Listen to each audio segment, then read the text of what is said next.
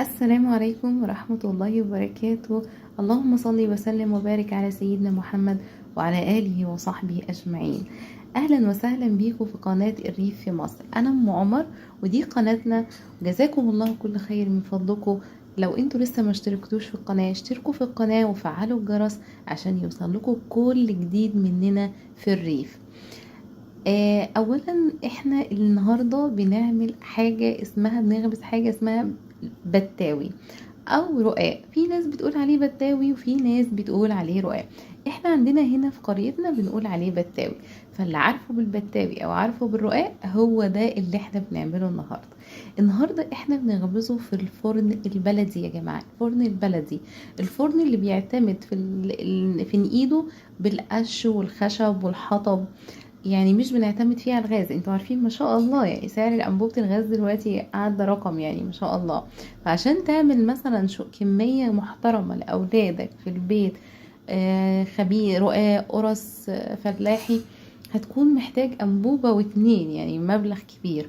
فاحنا من زمان يا جماعة، مش من وقت قريب، احنا من زمان في القرية الحمد لله رب العالمين بنعتمد على الفرن البلدي. الفرن ده ما شاء الله يا جماعة، مش عايزة اقول لكم ان الخبيز او العيش بيطلع منه جميل وطري جدا. يعني شايفين ما شاء الله لا قوة الا بالله.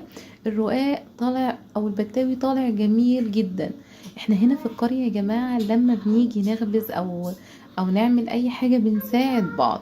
يعني مفيش واحدة فينا بتخبز لوحدها. يعني احنا لو انتي بتخبزي يا اما جيرانك بيساعدوكي او اهل زوجك او اهلك لو قريبين منك ايضا بيساعدوكي. هنا احنا ما شاء الله متجمعين، ولو واحدة جارتنا عندها بكرة بنروح نساعدها برضو. يعني كل واحدة فينا بتساعد التانية. ما شاء الله علينا يا جماعة. هنا الريف الحياة فيه والعيشة فيه مختلفة جدا عن المدن. انا طالعة من مدينة، ولكن انا تزوجت في قرية وما شاء الله تأقلمت معاهم والحمد لله رب العالمين. الحياة جميلة في القرى. مصر لسه فيها خير يا جماعة والله. والناس لسه طيبين صدقوني. احنا هنا في الأرياف مش زي ما الناس بتتكلم الحقد والحسد وابعد عن الأرياف. لا والله، ناس هنا طيبين وبيحبوا الخير لبعض وبيفرحوا لبعض. مازال الخير فيه وفي أمتي إلى يوم الدين إن شاء الله. هنا أنا بوريكم أنا بولع الفرن بالحطب، يعني شايفين بالقش. شايفين القش يا جماعة؟ شايفين الرقاق ما شاء الله بيقب وجميل. اللهم بارك يا رب. ما شاء الله بيطلع جميل يا جماعة والله، طري وجميل ما شاء الله. اللهم بارك يا رب. اه يعني شوفوا ما شاء الله النار جوه قويه ازاي. ايضا كمان النار القويه دي ما بتنشفش، يعني ما بتنشفش منك الرقاق او البتاوي، لا ما شاء الله بتطلعه طري وجميل. وبيكون يعني كل اللي بياكل من ايدك حاجة في الفرن البلدي ما شاء الله لا قوة الا بالله بيقولك تسلم ايدك عليها، لان فعلا بتكون مختلفة عن الفرن الغاز.